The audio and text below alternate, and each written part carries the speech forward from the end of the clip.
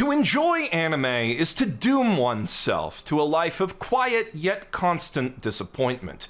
Oh, sure, it may take you on some fun, unique, deeply satisfying adventures, introduce you to characters you'll carry with you your whole life, show you things that expand your perspective on what art itself can be, more than a couple times even if you ever step off the shonen treadmill. But the anime industry is only able to be so varied and creative thanks to a general policy of kind of throwing shit at the wall to see what sticks. And so, inevitably, all of us will one day stumble upon a series that touches us deeply, blows our minds, gets us so darn hyped we could poop out our own hearts, and then just sort of stops 13 to 14 episodes in. And like, you could read the manga or light novel, I guess, but those are books. You want to watch cartoons. You want to watch that cartoon. And yet, because it didn't do the numbers and our cruel mistress capitalism cares not for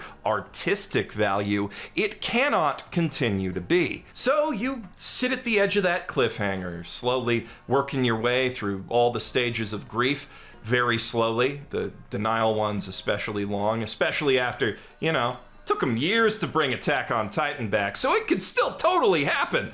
But eventually, you will get through it and make peace with the show's passing. And by make peace with it, I mean every time someone baits you with one of those "what anime deserves a sequel" threads, you immediately jump on it like a rabid coyote. But sometimes, against all odds, one of those anime you thought long gone makes a surprising, triumphant return. And sometimes, after undoing all your progress and healing by giving you that sliver of hope, those returns turn out to be, not so triumphant after all. That's when the disappointment gets loud. Buckle up, basement dwellers. This is gonna be a depressing one. But before we get into all the rage and sadness, I am gonna show you one cool and fun thing.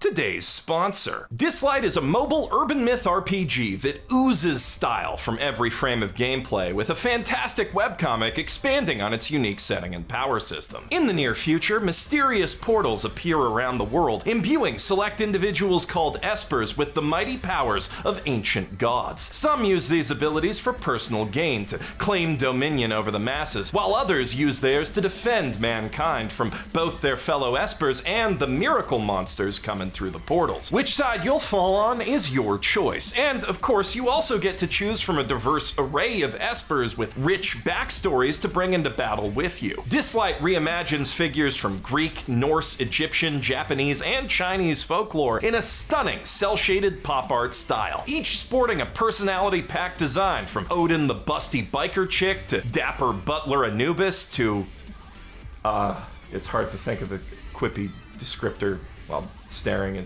what they did with Medusa. God damn. I'm just scratching the surface here too. The cast of this game is so huge and varied, covering a wide range of stylistic and musical tastes, that any player is bound to find a personal fave among them. And as you can see from the thriving online fan community, plenty already have. If you're intrigued, now's the perfect time to jump in. Dislight just launched their Endless Summer event, which follows the earthly avatar of Jiao Tu as she finds herself trapped Haruhi style in an eternally looping idyllic summer's day. Click the link in the doobly-doo or scan this QR code to start playing Dislight today. And while you're at it, make sure you use the code on screen for 5 free draws and massive in-game rewards. Now, not all disappointing sequels are created equal. Some, perhaps even most, anime letdowns are just unhappy accidents. Maybe the show changed production companies or lost some key staff in the gap between seasons, or other forces outside the creator's control, like a pandemic, for example, meant they couldn't give the new entry as much love as the original. So the animation's a little wonkier, the direction not quite as clever as you remember.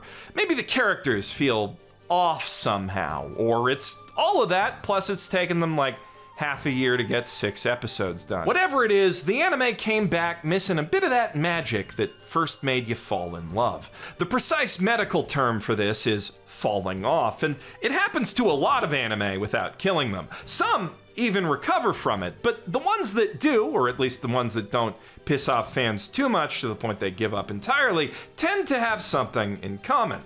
A tight enough release schedule that we still remember the good times.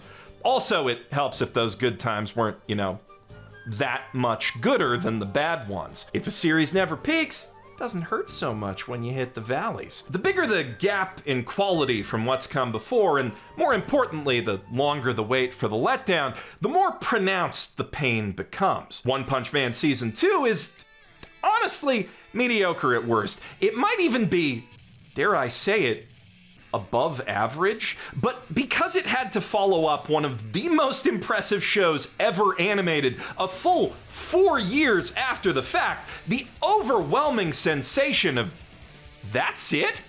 That's what we were waiting for? Has given it some of the most ardent haters in this entire community, and honestly hard to blame them. I'm right there with them some days, but like, if you just finished season 1 and you want more, I definitely think the manga's a better experience, but go for it. You'll notice the difference, but it's not gonna ruin your life. If only I could say the same for The Devil is a Part-Timer. Despite debuting a full decade ago, the first season of this reverse isekai comedy still feels like a breath of fresh air today amid the increasingly stifling crowd of samey light novel things. Characters and animation brimming with personality, a solid balance between comedy and action, with each aspect impressing on its own terms. A best girl to end all best girls. I'm of course referring to Alciel. I gave this series pride of place in the intro to my very first video for a reason, and as long as I've had this channel, I have been wishing almost every day to see it come back. I don't even have to tell you how that went. You have eyes. It's not just that the new season looks like every other half-assed light novel thing under the sun, though. It feels like one of those now, with awkward, stilted pacing, flat, boring storyboards, and worst of all, equally flat character writing that reduces all of these wonderful personalities to a few unfunny one-note punchlines. And you know, in the grand scheme of things, it's not the worst thing ever. I happily ignore half a dozen equally bad anime every season. But looking at this next to the original, after 9 years of mounting expectations, I cannot help hating this thing. Some anime hurt the same no matter when you watch their predecessors, though. They hurt so bad that if you didn't know better, you'd almost think they did it on purpose. Berserk 2016 is maybe the most infamous fandom betrayal in anime history. The beloved original left viewers hanging for just shy of 2 decades on what's widely seen as one of the most brutal plot turns in fiction. So the hype was understandably through the roof to finally see Guts' story continue on the screen. Only when they actually got to see it, it looked like f***ing this, which obviously is a bit of a downgrade from this. But the thing is, it was also just as big a downgrade from the 3 genuinely beautiful CGI movies that came out just a couple years prior. It's not like Berserk fans were starved for content in the lead up to this thing. They were eating the best they had in years, in fact, and that did absolutely nothing to blunt the pain of the sequel. Now, you may have noticed me talking about Berserk fans in the third person there. That's because I'm not one. Yet. It's on my to-do list. I got the manga right here waiting to go, but before I do, I promised editor Trey that we're gonna binge the 97 anime together because they are just the biggest fan, and we're finally doing that next month. So for now, I'll just let them tell you how this whole thing felt.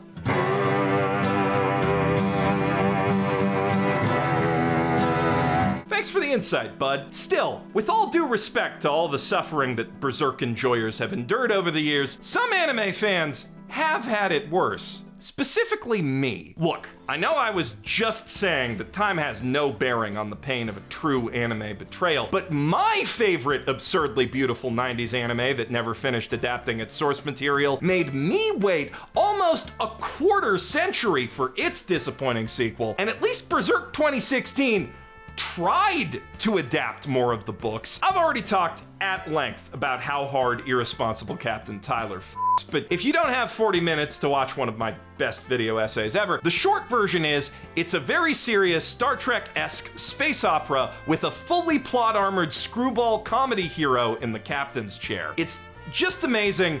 You really need to see it to believe it. What you don't need to see, however, under any circumstances, is the Irresponsible Galaxy Tyler. So, Sorry about this.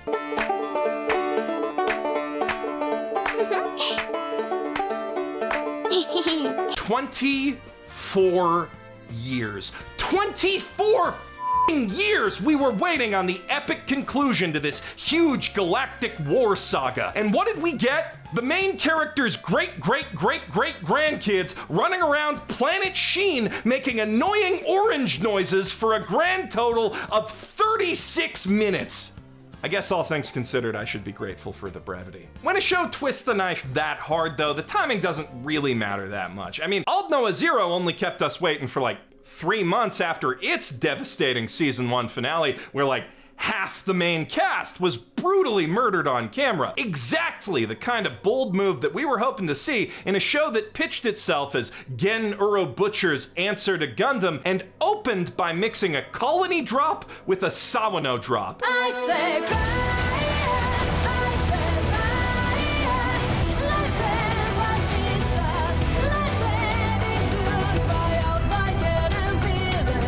That is still one of the sickest things I have ever seen in an anime, but the real drop came when Season 2 made the equally bold move of everyone's fine, actually. Protag-kun getting shot in the face was just an excuse to give him a cool talking robot eye. Also, he's got magic Martian mech powers now, either from when he kissed the Martian princess, or possibly when she also got shot in the head and bled into his mouth. By the way, for the record, she's totally fine too. Either way, those abilities work like herpes, I guess, which sounds silly enough out of context, but in context, the only thing the anime really had going for it in the first place was the dynamic of a regular-ass dude and a regular-ass mech beating new types by creatively outthinking their sci-fi super weapons. And Season 2 just kind of tosses all that in the garbage alongside Slain Troyard's whole brain. But explaining everything wrong with him would definitely take its whole own video, so let's just move on. On that note, though, I wish I could say that that's the worst a sequel has ever stomped all over everything I loved about an anime, but if you're a regular here, then you already know that's completely true. What Promised Neverland? It never happened. Not a chance. Pure fiction. It's a total fabrication. Normally that's what I would say, but being the caring and sensitive boyfriend that I am, I strategically planned this video for the week that Yazzie got her wisdom teeth out, so she can't scream over me when I acknowledge that Season 2 of The Promised Neverland did in fact happen, and chose to speedrun over like 4 seasons worth of manga content in 10 episodes, totally skipping the best arc and villain, and completely erasing Yugo, the manga's most compelling tragic hero, from existence.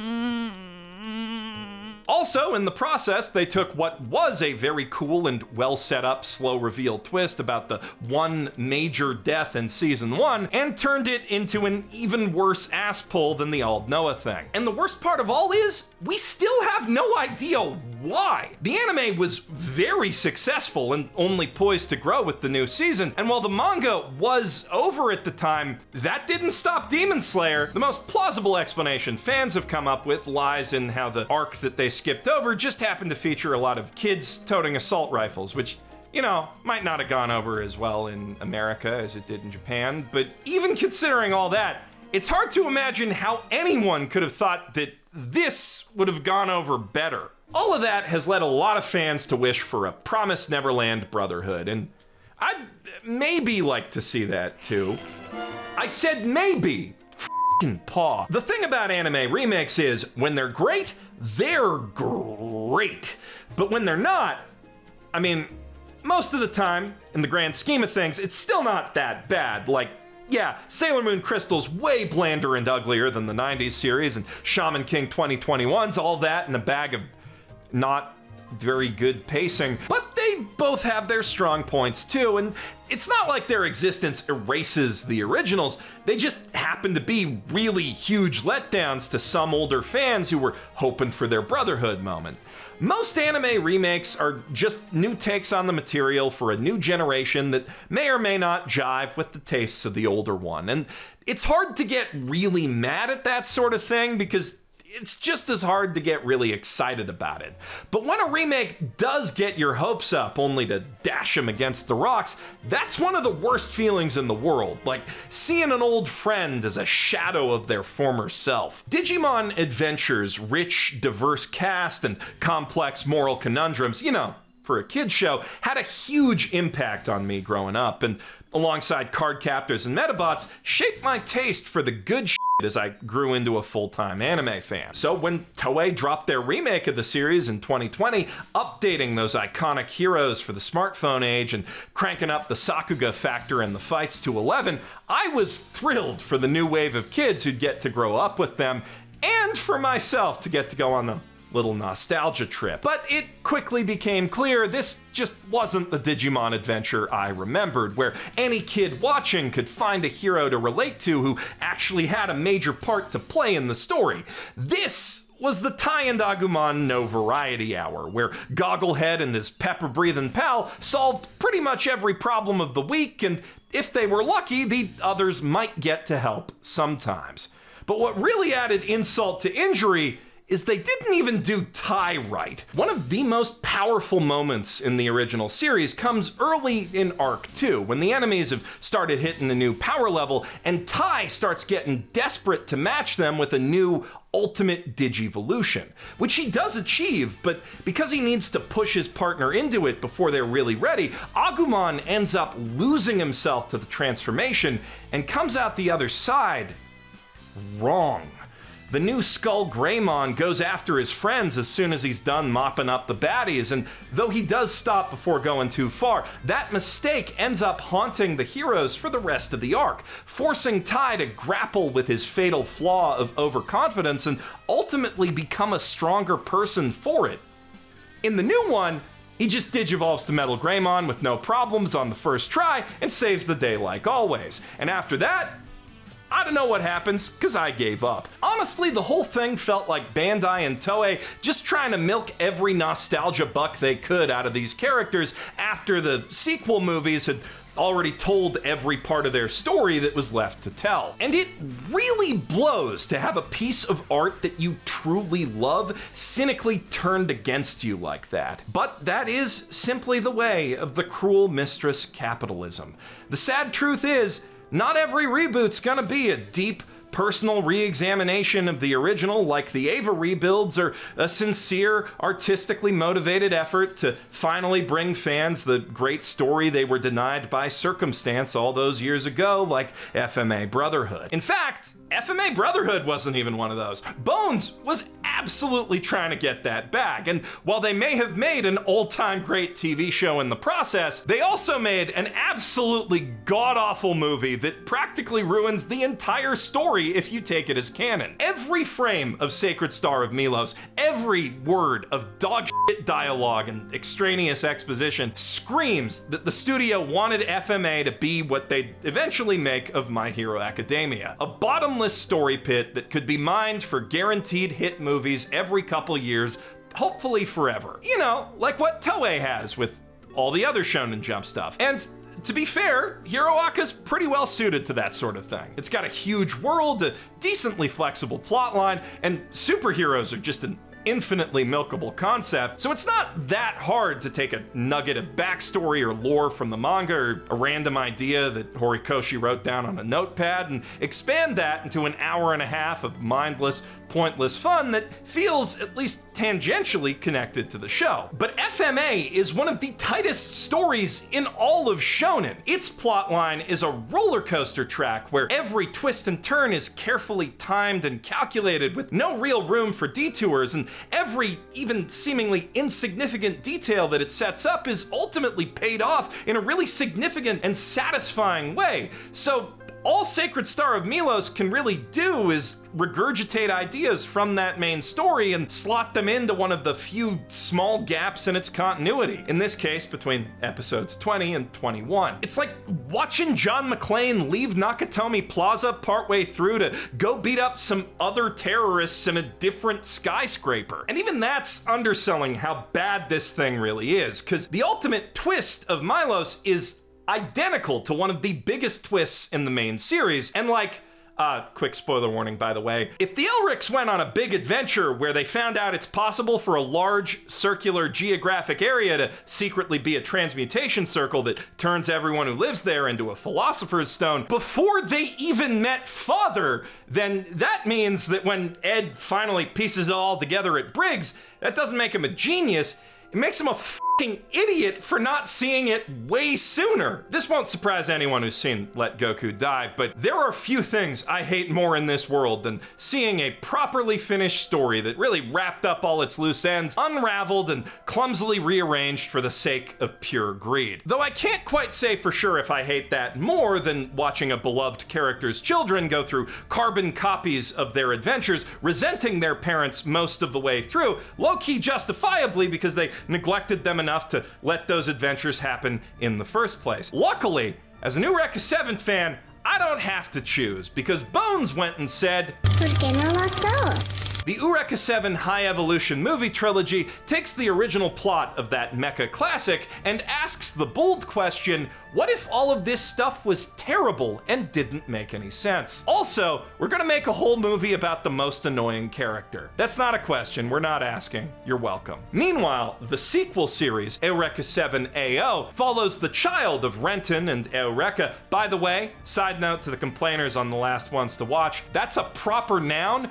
which is definitely not pronounced Eureka. You're making it real obvious you haven't seen the anime. Also, second side note, if you have seen the anime, the reason it came up last time is because there's a new anime this summer that reminds me a lot of Eureka 7, so go watch that when we're done here. It's definitely better than AO, which was, long story short, basically Boruto before Boruto. I mean, it is better than Boruto with stronger world building and slightly better justifications for why the protagonist can't be there for his kid, but like, given the choice, I'd still rather just have nothing. You feel me? I feel a similar sort of way about Yashahime, the Inuyasha sequel no one asked for, starring one Boruto from the ship everyone saw coming, and her two Boru cousins from the ship no one did. We ain't talking about the grooming allegations today, though, because the much bigger problem with this anime is it just isn't very good at all. To be fair, the premise is at least a little bit more original than your typical Boruto. The kids are basically Inuyasha-flavored magical girls, which could have been its whole own fun new thing, and feels like it might be for the first couple episodes when they're fighting demons in modern-day Tokyo, but then they get sent back to the past to hunt down the Shikon Jewel yet again in what feels like a series of filler episodes from the original show, and buddy, if there's one thing Inuyasha absolutely did not need, it's more filler. While we're talking Adult Swim classics though, I can't think of a single anime that has ever needed a sequel or remake less than Fooly Cooly, and yet, now we have both. Also a prequel, and I'm still not sure what exactly shoegaze is, but it doesn't really matter, because nothing can ever rebottle the lightning of the original. At the turn of the millennium, when three monumental forces were changing the shape of anime forever, Fooly Cooly arrived as a direct response to two of them. Get out of here, Pikachu. It was a wacky, aggressively adolescent counterpoint to the angsty existentialism of Neon Genesis Evangelion, made by most of the same animation legends. A statement that while all that brainy philosophical junk is cool and all, it's okay to feel stupid too, especially when you're in the middle of puberty, which the show emulates by overwhelming you with big, complex, barely explained ideas, references that are designed to go over your head, and animation unlike anything you've seen before. And that brings us to its second purpose, as an excuse for a bunch of animation legends to go absolutely hog wild with all the fancy bleeding edge computer tech their studio just paid for with all its Ava money. Also, maybe a scooch of tax fraud. A bold experiment that would lay the groundwork for all the cool, unique-looking digital anime that we have today. Doubly so in the case of the Trigger shows, what with all those questionable business decisions. We're a long ways out from those Wild West days of Digipaint animation now, though, and no anime can ever really be what Fooly Cooly was again. The prequel and sequel, alternative and progressive, offer more fun and kooky animation than the average product of their time, I guess, but they're at best pale imitations of the raw, anarchic, experimental energy that made Fooly Cooly truly special. I suppose the upcoming maybe remake, Fooly Cooly Grunge, could possibly have been something similar for 3D animation if Spider-Verse hadn't beaten it to the punch half a decade ago. Also Promare. Also, not sure why the Thing's in it. Daddy needs to get his rocks off. Okay, Grunge isn't out yet. Maybe it's not completely fair to judge it ahead of time. The 3D animation's all right for what it is. It could turn out to be pretty good, like Alternative did. Or it could be another train wreck that spits in the face of the original, like Progressive. But it doesn't really matter either way, because no matter what, it's gonna be unnecessary. Fooly Cooly didn't need expanding on. It left a lot of questions open, sure, but only because none of them needed answers. Expositing out a whole formalized power system for how the boner bumps on Naota's head turn into giant robots doesn't add anything to the story. It just explains a bit of the old magic away. And that's the pretty good one that does that. In a way, Alternative's even more frustrating than Progressive for how everything good and new that it does do is constrained by what it's failing to replicate. The only real way to carry on the spirit of Fooly Cooly would be to do something equally bold and original that's not shackled to its ideas and imagery. But if they did that, nobody'd go, hey, a thing I recognize, shut up and take my money, which is like the whole reason these 4 shows exist at all. But that is also the reason that a lot of great and worthwhile sequels and remakes exist. The difference being that in those cases, the material still gave the artists working with it somewhere new and interesting to go, and no executives got in their way. But sooner or later, you will always run out of places where it actually makes sense to develop an existing story. And if there's still money on the table when you do, that's how you get a Phase 4 MCU, or the Mattel Cinematic Universe? I'm Jeff Thu, professional anime enjoyer, and I guess I'll go back to the quiet kind of disappointment now.